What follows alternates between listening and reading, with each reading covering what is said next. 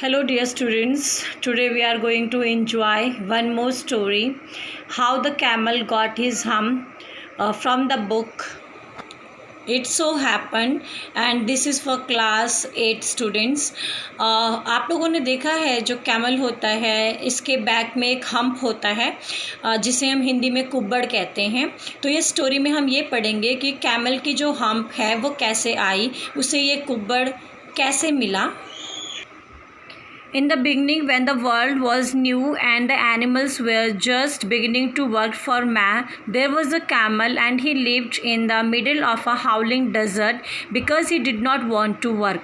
शुरू की बात है जब जानवरों ने इंसानों के लिए काम करना सीखा, उस समय की बात है। तो एक कैमल था जो कि एक डेज़र्ट के बीचों बीच रहता था और उस डेज़र्ट का नाम था हाउलिंग डेज़र्ट। और ये जो कैमल था ये बहुत ज़्यादा आलसी था, ये इसको काम करना पसंद नहीं था। He ate sticks, thorns, prickles, and when anybody spoke to him, he said hump, just hump, and no more. और जब कभी भी कोई उसको कार्य करने के लिए कहता तो कैमल केवल ऐसे कहता था हम्फ और कुछ भी नहीं कहता था, क्योंकि ये जो कैमल था ये बहुत ज़्यादा आलसी था, इसे काम करना पसंद नहीं था। Presently, the horse came to him on Monday morning with a saddle on his back and said, "Come, camel, oh camel, come out and trot like the rest of us." एक दिन क्या हुआ, एक घोड़ा उसके सामने आया और घोड़े की पीठ पे सैडल था। सैडल होता है जो घोड़े की पीठ के ऊपर जो सीट होती हैं उसको हम सैडल कहते हैं। और हॉर्स ने बोला कैमल को, हम लोगों के जैसे तुम भी हमारे साथ चलो और कुछ काम करो। Humph said the camel and the horse went away and told the man. और फिर दोबारा कैमल ने बोला हम्फ और वहाँ से हॉर्स चला गया और उसने ये बात जाके आदमी को बताई। Presently, the dog came to him with a stick in his mouth and said, उसके बाद देखो बच्चों क्या हुआ, एक डॉग दिख रहा है ना आप लोगों को और इसके माउथ में देखो स्टिक है।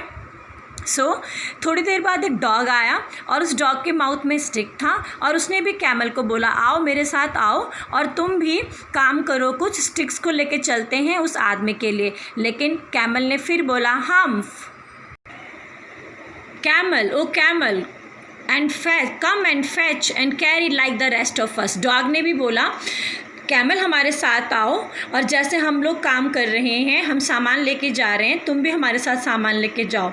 हम said the camel and the dog went away and told the man.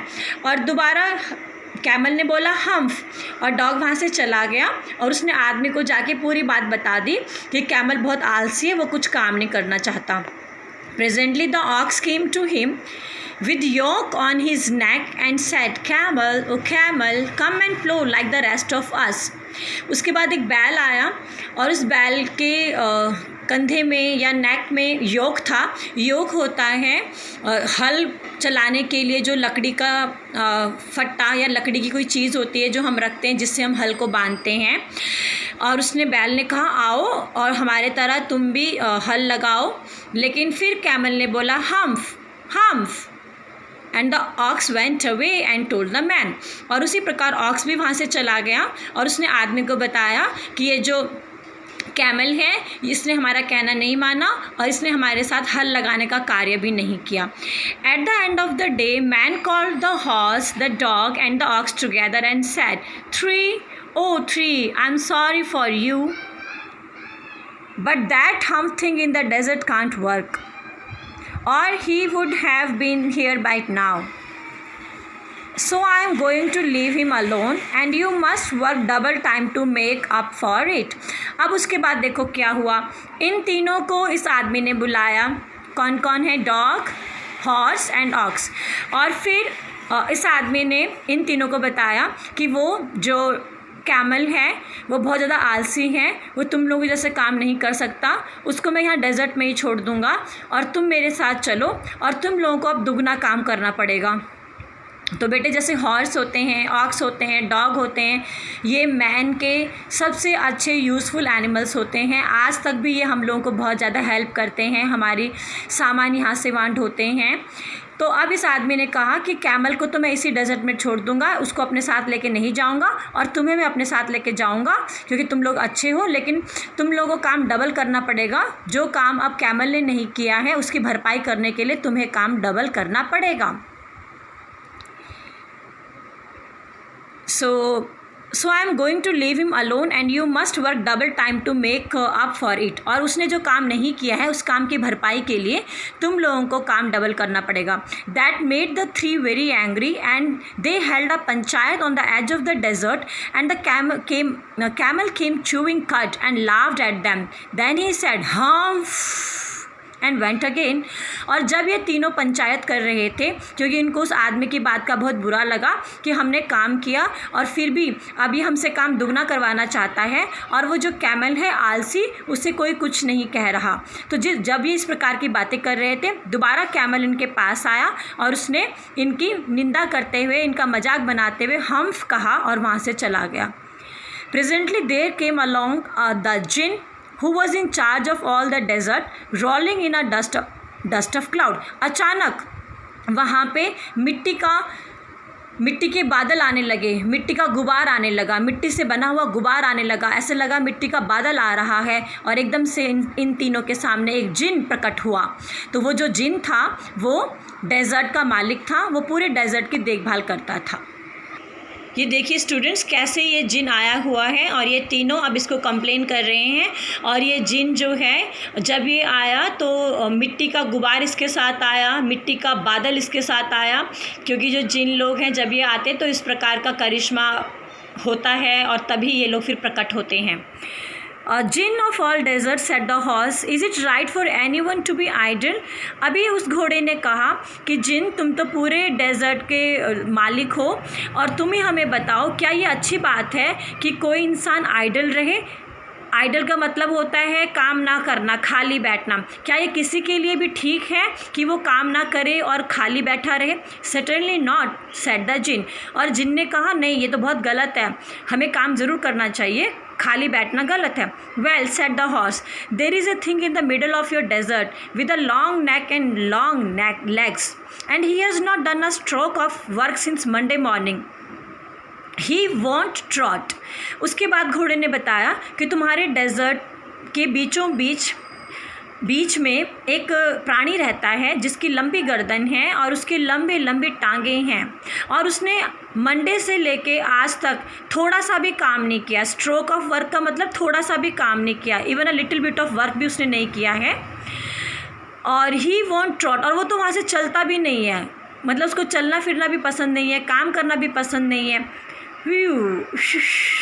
said the gin whistling, that's my camel, what does he say about it।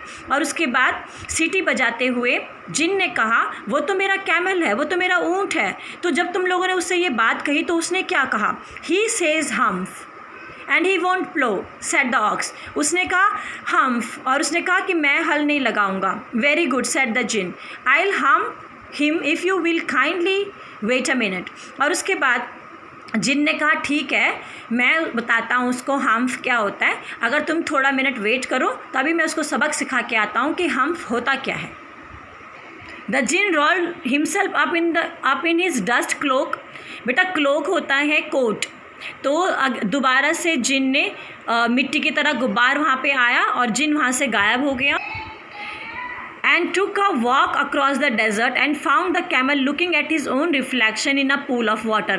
और जब जिन वहाँ पे पहुँचा तो उसने देखा कि जो कैमल है वहाँ पे एक पानी का पूल है और वो पानी के पूल में अपनी सुंदरता को निहार रहा है, वो अपनी रिफ्लेक्शन को देख रहा है। रिफ्लेक्शन का मतलब होता है image. My friend said the djinn, what's this I hear of your doing no work.